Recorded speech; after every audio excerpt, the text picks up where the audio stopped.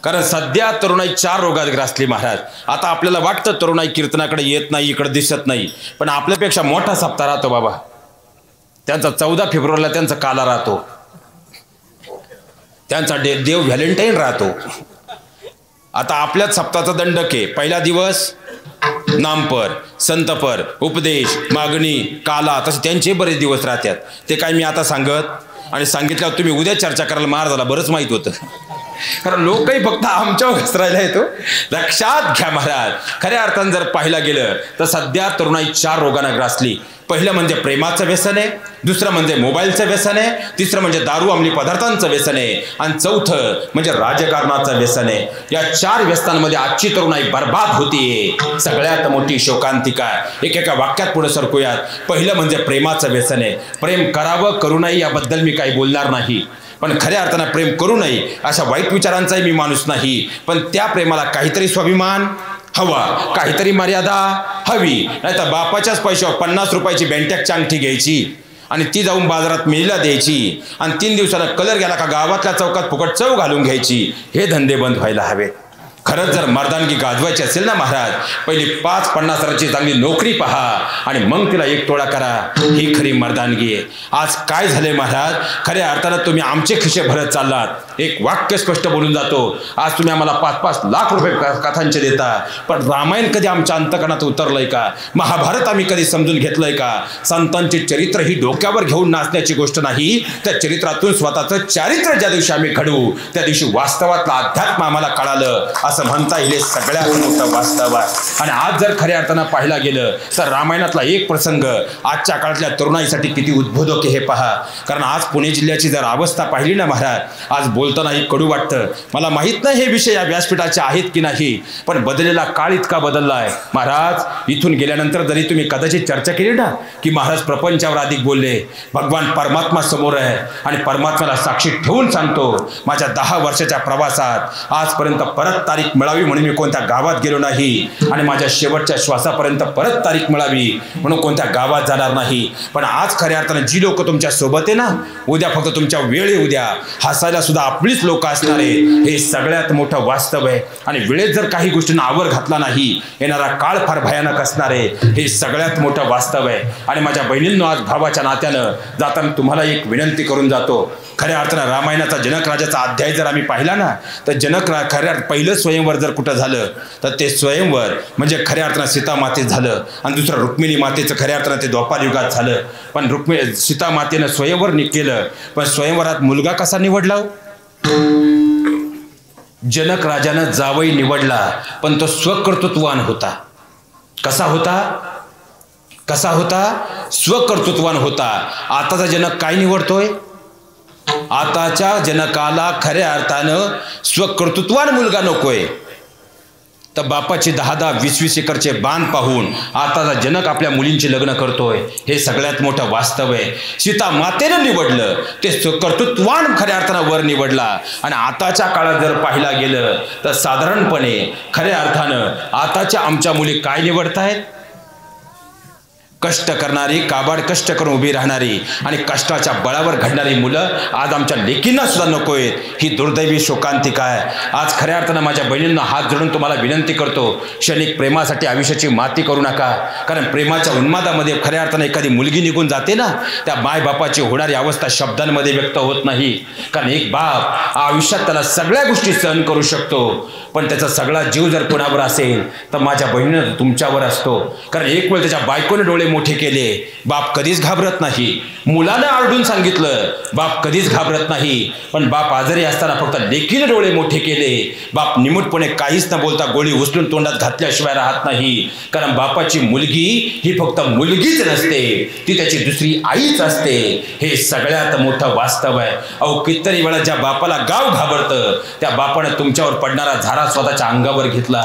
अरे कुणीतरी तुम्हाला येऊन एखादं फूल, एखादी कॅडबरी देऊन सांगतं, माझं तुझ्यावर प्रेम आहे, पण तो बाप मात्र आयुष्यभर तुमच्यासाठी जीव जाळतोय, याचं क्षणात आम्हाला लक्षात येत नाही. शोकांतिका आहे. आज या महाराष्ट्रात अशा टोळ्या निर्माण झाल्या का ज्यांना पैसा बाहेरून येतो आणि अशी पोरं आधार कार्डची नावं बदलून सुद्धा दिवसभर गाड्यांवर फिरतायत, आमच्याच लेकीबाळी हेरतायत, आमच्याच लेकींबरोबर प्रेमाची नाटकं करतायत आणि आमच्या लेकींचं आयुष्य उद्ध्वस्त करताय. आता खऱ्या अर्थानं जर सध्याच्या काळात मी बोलायला गेलो तर कदाचित कडू वाटेल महाराज, पण लव जिहादसारखी प्रकरणं सुद्धा वेगानं वाढत चालली आहेत. प्रत्येक धर्माचा आदर करणारा मी माणूस आहे, पण आज लव जिहादच्या प्रकरणांमध्ये माझ्या बहिणींनो, मी कोणत्याही धर्माला काही दोष देत नाही. माझ्या धर्माचं तत्वज्ञान माझ्या धर्मातल्या माझ्या भगिनींना सांगण्याचा प्रयत्न करतो. आज जर तुमच्या जीवनात लग्न झालं आणि उद्या घटस्फोटाची वेळ आली ना, त्या महाराष्ट्रातले देशातले कायदे असे आहेत की तुमच्या नवऱ्याची 50% संपत्ती तुम्हाला मिळते. खऱ्या अर्थानं असं घटस्फोट होऊ नये, पण झाला तरी कमीत कमी तुम्ही आयुष्यातून पूर्णतः बाजूला पडत नाहीत.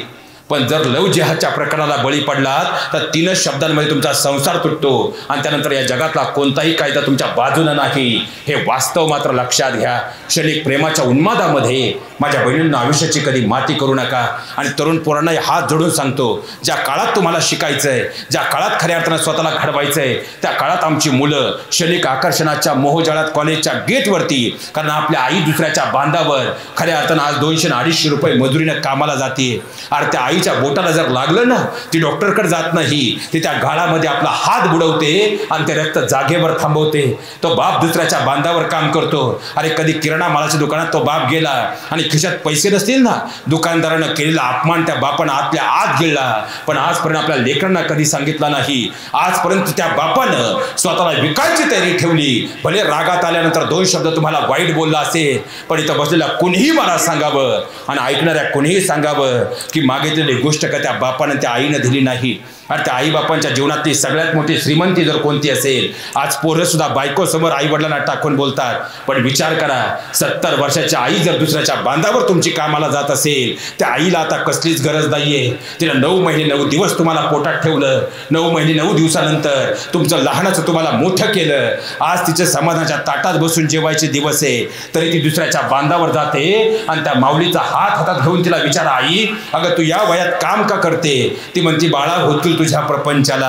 हे आईचं हृदय आहे. पण त्याच आईच्या डोळ्यात आपल्यामुळे पाणी येणार असेल, तुम्ही कितीही परमार्थ करा, त्या परमार्थाची गोळाबेरी शेवटी शून्यच असणार आहे. हे सगळ्यात मोठं वास्तव आहे, सगळ्यात मोठं. पण माझ्या बहिणींना हात जोडून तुम्हाला विनंती करतो, क्षणिक प्रेमासाठी. आणि सध्या आता आम्ही जर पोरांना सांगायला गेलो, बाबांना हे चुकतंय, आणि हात जोडून पालकांनाही एक विनंती आहे, सध्या पुणे जिल्ह्याचा बारकाईनं अभ्यास करा. आज आपलं दुर्लक्ष जर झालं, आणि मुलींनाही पहिल्यांदा एक वाक्य बोलतो, सध्या तुम्ही एक नवीन वाक्य जोरजोरात आणलंय की मुलांवरती जेवढी बंधनं आहेत त्याच्या 10 पट बंधनं आमच्यावर आहेत. अरे तुम्ही आभार माना, तुम्ही हिंदू धर्मात जन्माला आलात. तुमच्यावर ही बंधनं का आहेत माहिती आहे? याचं एक कारण तुम्हाला सांगतो. खऱ्या अर्थानं जर रस्त्यावरती लोखंड पडलं असेल, ते उचलून आपण बाजूला ठेवतो का? रस्त्यावर जर लोखंड पडलेलं असेल ते कुलपाच्या आत असतं का? रस्त्यावर जर चांदी पडलेली असेल तर उचलून ती बाजूला ठेवू शकतो. रस्त्यावर सोनं पडलं असेल घरात आणून ठेवू शकतो. पण रस्त्यावर जर कोहिनूर पडला ना, तर तो खऱ्या अर्थानं घरात सुद्धा नाही, कुलपाच्या आत जातो. आणि तुम्ही तुमच्या मायबापासाठी कोहिनूर आहात, म्हणून तुम्हाला एवढी बंधनं आहेत. हे जीवनात कधी विसरू नका, जीवनात कधी विसरू नका. कारण त्या मायबापाने तुमच्यावर बंधनं घातली, याचं एकमेव कारण जर कोणतं असेल तर आपल्या लेकीबाळी आयुष्यभर सुरक्षित राहाव्यात. कारण सगळ्या गुलामीचा प्रसंग या हिंदुस्थानच्या मातीनं झेलला आहे. आणि खऱ्या अर्थानं आपल्या मुलींनी आपल्या मुलांचा मार्ग कधी चुकू नये, म्हणून त्या मायबापाचं ते प्रेम आहे. आणि आता मुलांनी नवीन ट्रेंड आणलाय. जर आम्ही सांगायला गेलो ना प्रेम, अरे खऱ्या अर्थाने या प्रेमाच्या उन्मानात आयुष्याची माती करू नका. पोरं आम्हाला सांगतायत, महाराज तुम्ही तुमचं काम करा, तुम्हाला प्रेम काय कळणार आहे? अरे प्रेम प्रेम प्रेम म्हणतोस तू, अरे प्रेम प्रेम प्रेम म्हणतोस तू, आणि खऱ्या प्रेमाचा अर्थ मात्र विसरून जातोस तू. अरे प्रेम प्रेम प्रेम म्हणतोस तू, आणि खऱ्या प्रेमाचा अर्थ मात्र विसरून जातोस तू. अरे प्रेम म्हणजे काही मिळवणं नसतं रे. राधाकृष्णांनी सांगितलंय, प्रेम म्हणजे मुक्त असताना उधळणं नसतं रे. आता सध्या मुलं पळून जाण्याचं प्रमाण एवढं वाढलंय आणि मुलं म्हणतात आम्ही आमचं प्रेम मिळवलं. अरे वेड्या, पळून जाऊन तू नक्की काय साध्य केलं? स्वतःच्या अंतकणाला मात्र कधीतरी विचारण्याचा प्रयत्न कर. तुला वाटत असेल पळून जाऊन तू तुझं स्वप्न पूर्ण केलं, पण वेड्या, एका माय बापाचं कन्यादानाचं स्वप्न आयुष्यभरासाठी हिरावून घेतलंस. मग सांगणार आहे वेड्या, त्या प्रेमात नक्की तू काय मिळवलंस? तुला वाटत असेल तिला पळून नेऊन कालांतराने तुझ्या घरच्यांना समजावून तुझं घर तू परत मिळवलंस. अरे पण वेड्या, एका लेकीचं माहेर मात्र आयुष्यभरासाठी दूर केलं. सांगणार आहे वेड्या, त्या प्रेमात नक्की तू काय मिळवलं? तुला वाटत असेल तिला पळून नेऊन तू तुझ्या खऱ्या अर्थाने तुझ्या भावाला तुझी मर्दानगी दाखवली असेल. अरे पण वेड्या, काही चूक नसणाऱ्या तिच्या भावाला मात्र आयुष्यभरासाठी गावातल्या चौकात मान खाली घालायला लावली. सांगणार आहे वेड्या, त्या प्रेमात नक्की तू काय मिळवलं? तुला वाटत असेल तिला पळून घेऊन तुझ्या जीवनातलं तू सर्वस्व मिळवलं, पण येड्या, अरे खऱ्या अर्थात त्या माय बापाच्या जीवनातलं सर्वस्व तू लुटून नेलं. मग सांगणार आहे वेड्या, त्या प्रेमात नक्की तू काय मिळवलं? खऱ्या अर्थानं एखाद्या मुलीला क्षणिक प्रेमातून पळून घेऊन तिची माती करू नका. आणि माझ्या बहिणीनं तुम्हालाही सांगतो, तुमच्या वडिलांच्या खिशात कितीही कर्जाची मोठी फाईल असू द्या, त्याचं दुःख त्या बापाला कधीच नाही. पण ज्या दिवशी त्याची लेक त्याच्यापासून दूर जाते, त्याला फसून जाते, त्यापेक्षा खऱ्या अर्थानं दळभद्रीपणा त्याच्या जीवनात दुसरा कोणता येत नाही. फक्त त्या बापाला रडता येत नाही म्हणून समाजासमोर तो रागा करतो, पण गोधडीत गेल्यानंतर मात्र डोक्यावरती गोधडी घेऊन रात्रभर आमसून रडतो. कारण त्या बापापेक्षा मुलायम हृदय या जगात कुणाचं नाही. फक्त पडद्यामागं तो जगतो, म्हणून तर आमचा बाप आम्हाला समजत नाही. शोकांतिका म्हणजे जेव्हा एखादी लेक पळून जाते ना, तर माझ्या बहिणीनं त्या बापाचे शब्द मुके होतात. म्हणून कधी कधी पत्राचा आधार घेऊन तो आपल्या पळून गेलेल्या लेकीला सुद्धा शब्दांच्या शब्दगंधामध्ये खऱ्या अर्थानं साथ घालत राहतो. तो बाप त्या पत्राच्या माध्यमातून आपल्या लेकीला सांगत असतो, प्रिय बाळा, मोबाईलच्या जमान्यातही मी तुला आज पत्र लिहितोय. कारण अगदी असंच आहे. कारण खऱ्या अर्थानं तू कॉलेजला जात असताना एवढ्या दूर तुला जायचं तुझी काळजी वाटत होती, म्हणून तर खऱ्या अर्थानं बजाज फायनान्सचा हप्ते करून तुला घेतलेला मोबाईल तर काल दुपारपासून तू बंद करून ठेवलास लेकरा. तू तर फक्त मोबाईल बंद केलास रे, पण कालपासून समाजाच्या नजरा चुकवत तुझ्या आईनं घराचा दरवाजाच बंद केलाय लेकरा. पण राहून राहून या बापाचं अंतकरण साकळतंय आणि त्या बापाच्या मनातल्या प्रश्नांना कुठेतरी वाचा फुटत नाहीये. म्हणून तो बाप अंतकरणातून साथ घालत तुझ्याशी आज मोकळं मन करण्याचा या पत्राच्या माध्यमातून प्रयत्न करतोय. बाळा, काय चूक होती तुझ्या या बापाची, ज्याने रात्रीचा दिवस आणि दिवसाची रात्र तुझ्यासाठी केली? बाळा, काय चूक होती तुझ्या आईची, ज्या आईनं घासातला घास तुझ्यासाठी आयुष्यभर काढून ठेवला?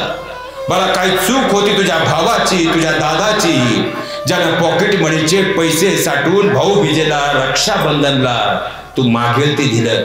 मला काय चूक होती आम्हा साऱ्यांची की आम्हाला क्षणात पोरगी करून तू कायमची निघून गेली? बाळा, का केलंस रे असं? अरे खऱ्या अर्थानं तू म्हणत असशील तो तुझा प्राण आहे, पण या बापाचा मात्र आयुष्यभरासाठी तेवणारा तू प्राण होतीस हेच विसरून गेली.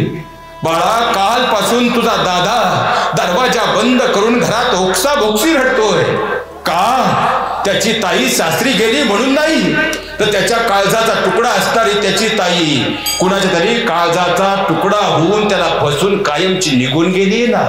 म्हणून तुझ्या आईनं तर कालपासून पाण्याचा थेंब सुद्धा घेतला नाही. तिची लेक सासरी गेली म्हणून नाही, तिच्या काळजाचा तुकडा सासरी गेला म्हणून नाही, तर तिच्या काळजाचा तुकडा कुणातरी काळी धुवून वेडेपिस होऊन तिच्यापासून कायमचा दूर गेलाय ना. म्हणून बाळा, तुझ्या बापानं तर कालपासून जगणं सोडून दिलंय. बाळा, तुला आठवत नसेल रे, तुझा जन्म होणार होता, रात्रीच्या 3ची वेळ होती आणि रात्री 3 वाजता तुला दवाखान्यात खऱ्या तुझ्या आईला ऍडमिट केलं होतं. डॉक्टरांनी सांगितलं गर्भपिशवीतलं पाणी कमी झालंय, सिझर करावं लागेल. डॉक्टरांनी 60,000 मागितले. रात्रीच्या 3 वाजता काट्या कुट्याचा मार्ग तुडवत वस्तीवरती प्रत्येक घराचा उंबरठा हात जोडून तुझ्यासाठी पैसे जमा केले. अरे खऱ्या अर्थानं तू जन्माला आली ना, जगातलं सगळं सुख मला मिळालं, पण या शेतकरी बापाच्या खिशात पैसा नव्हता आणि लोक पेढे मागत होती. माझ्या मित्राकडून उसनवारी करून पैसे घेतले, त्याचे पेढे बर्फी आणली, ती गावाला वाटली आणि गावाला अभिमानानं सांगत होतो माझ्या घरी लक्ष्मी जन्माला आली. पण कालपासून लेकरा त्याच गावातली पेढे खाल्लेली, त्याच गावातली बर्फी खाल्लेली ती लोक मात्र आज माझ्या तोंडात शेण कोंबतायत रे बाळा, शेण कोंबतायत. गावातल्या चौकात लोक मला भिकारी म्हणायचे, मी लोकांना अभिमानाने सांगायचा मी पैशानं लाख गरीब असेल, पण माझी खऱ्या अर्थानं कोहिनूर जर कोण असती ती माझी दोन्ही लेकरं आहेत. पण आज त्याच कोहिनूर मधला एक कोहिनूर मात्र काळा पडलाय रे लेकरा. का केलंस असं? काय मिळवलंस तू बाळा? खऱ्या अर्थानं तुझा हा बाप आयुष्यभर साबणानं दाढी खरवडत राहिला, हा बाप आयुष्यभर बाळा गरिबीची चटके एवढे खाल्ले. अरे दिवाळीला माझ्या चिवला लाडू खायचा होता, पण जवळ पैसे नव्हते. अरे 4 मित्रांच्या पाया पडलो, किराणावाल्याच्या पाया पडलो, तेव्हा उधारीवर बाजार आणला, पण बाळा तुमची दिवाळी सुनी होऊ दिली नाही. अरे जवळ पैसे नव्हते, पण तरीही कर्ज पाणी केलं, पण तू मागेल ती प्रत्येक गोष्ट लेकरा तुला दिली, पण प्रत्येक गोष्टीचं ऋण तू असं फेडशील कधीच वाटलं नव्हतं बाळा. बाळा खऱ्या अर्थानं तू निघून गेल्यानं समाज काय म्हणेल याची कालही काळजी नव्हती, आजही काळजी नव्हती. पण इथून पुढं माझ्या चिवचा फोड येणार नाही, माझी चिव कशी असेल या विचारात आयुष्यभर तो बाप मात्र आयुष्यभर रडत राहील. झाली चूक तुझी, आज नाही कळायची, झाली चूक तुझी, आज नाही कळायची. पण जर ज्या दिवशी ही चूक कळेल आणि जगातले सगळे रस्ते बंद होतील ना, तेव्हा बाळा मात्र एक गोष्ट लक्षात ठेव, धावते कोणतंही कारण न देता, कोणताही विचार न करता हा बाप तुला कुशीत घेईल. कारण माझ्या सोन्या हा तुझा बाप आहे, तुझ्यासाठी जगणारा आणि तुझ्यातच आयुष्य वेचणारा हा तुझा बाप आहे, हा तुझा बाप आहे. माझ्या बहिणींना हात जोडून विनंती करतो, पुस्तक किती कमी शिकला त्याला महत्व नाही, मंदिरात किती वेळा गेला त्याला महत्व नाही. मंदिरातले माय खऱ्या अर्थानं दैवत असणारे तुमच्या घर नावाच्या मंदिरातल्या माय बापांची मान आपल्या मुलं कधी खाली जाणार नाही. एवढंच फक्त जरी आम्ही या कीर्तनाच्या निमित्तानं, या सप्ताहाच्या निमित्तानं घेऊन गेलो तरी आयुष्याचं सोनं झाल्याशिवाय राहणार नाही आणि आपल्या सप्ताहाची परिपूर्णता झाल्याशिवाय राहणार नाही. हे सगळ्यात मोठं वास्तव आहे.